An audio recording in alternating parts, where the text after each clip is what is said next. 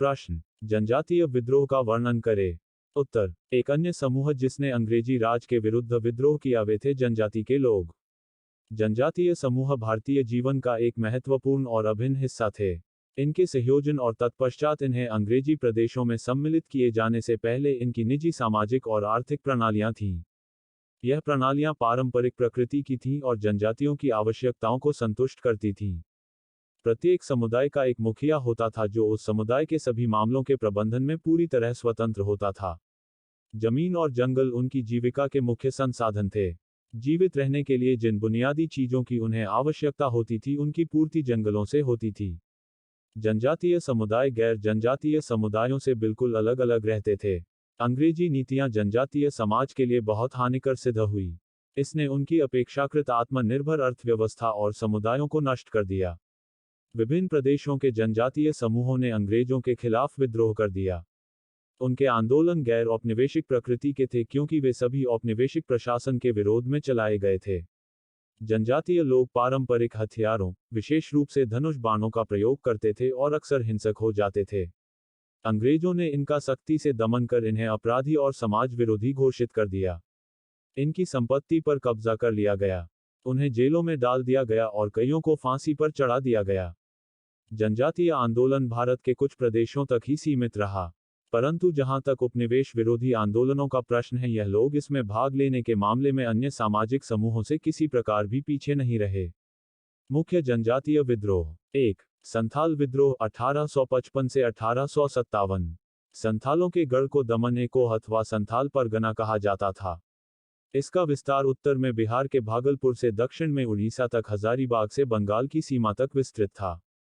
अन्य जनजातियों की तरह संथाल भी जंगलों और वनों में अपने जीवन यापन के लिए कठिन परिश्रम करते थे।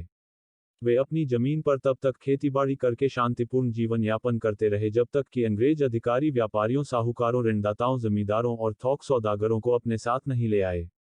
वे उन्हें सामान उधार लेने और फसल के समय भारी ब्याज सहित इसे वापस करने के लिए मजबूर करते थे, जिसके परिणामस्वरूप कई बार उन्हें महाजनों को न केवल अपनी फसल देनी पड़ती थी बल्कि इसके साथ ही अपने हल बैल और अंत में जमीन भी देने पर मजबूर होना पड़ता था। बहुत जल्दी ही वे बंधुआ मजदूर बन जाते थे और सिर्फ अपने ऋणदाताओं की ही सेवा कर सकते थे। शांतिपूर्ण जनजातीय समुदायों ने अब अपने शोषक अंग्रेजी अफसरों, जमींदारों और ऋणदाताओं के विरुद्ध शस्त्र उठा लिए थे।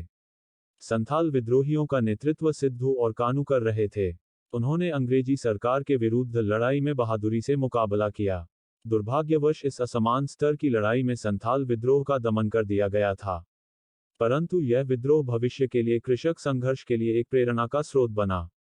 2. मुंडा विद्रोह 1899 से 1900। सन 1857 के पश्चात हुए अत्यंत महत्वपूर्ण और प्रमुख विद्रोहों में से एक था मुंडा विद्रोह।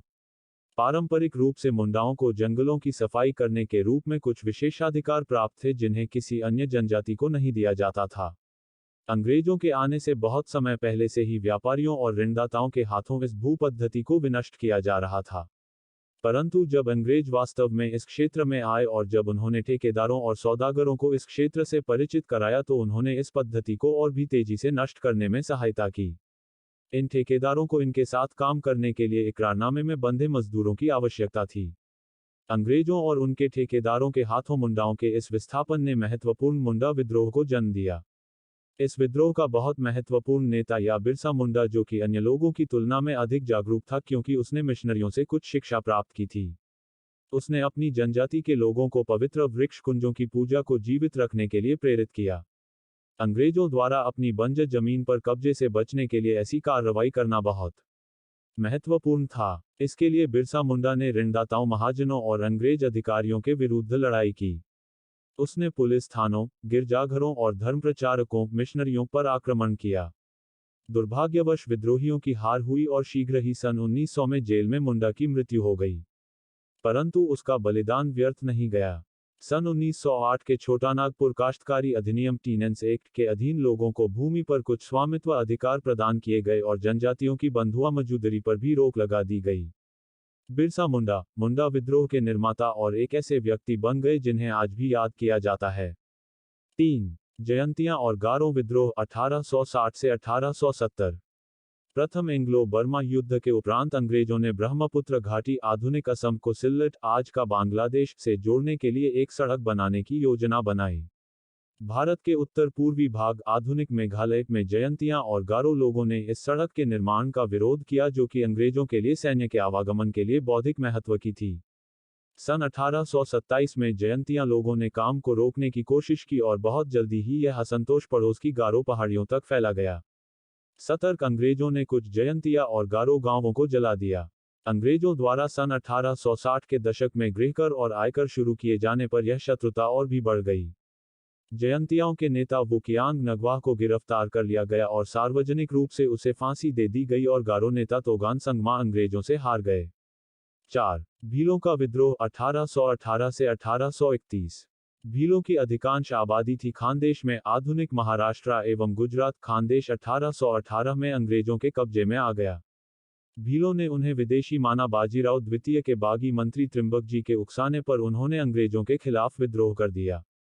5. कोल विद्रोह 1831 से 1832। छोटानागपुर क्षेत्र के सिंहभूम में कोलों को अपने मुखियाओं के अधीन स्वायत्ता प्राप्त थी, परंतु अंग्रेजों के आने से उनकी स्वतंत्रता के लिए खतरा पैदा हो गया था। तदोपरांत जनजातीय जमीनों के हस्तांतरण और साहूकारों, व्यापारियों और अंग्रेजी कानूनों के आने से वहां बहुत तनाव पैदा हो गया था। इसने कोल जनजाति को संगठित होने और विद्रोह करने के लिए उकसाया। इसका इतना गहरा प्रभाव पड़ा कि अंग्रेजों को इस विद्रोह को दबाने के लिए दूर दूर के स्थानों से सैनिक टुकड़ियां मंगवानी पड़ीं। 6. मैपिला विद्रोह 1836 से 1854। मैपिला, भाड़े पर खेतीबाड़ी करने वाले, भूमिहीन मजदूर और मालाबार क्षेत्र के मछुआरे मुसलमान थे।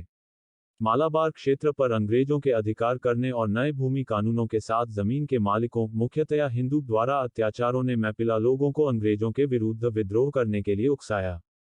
मैपिला लोगों के दमन में अंग्रेजों को बहुत वर्ष लग गए। प्रस्तुति समापन। आपका धन्यवाद।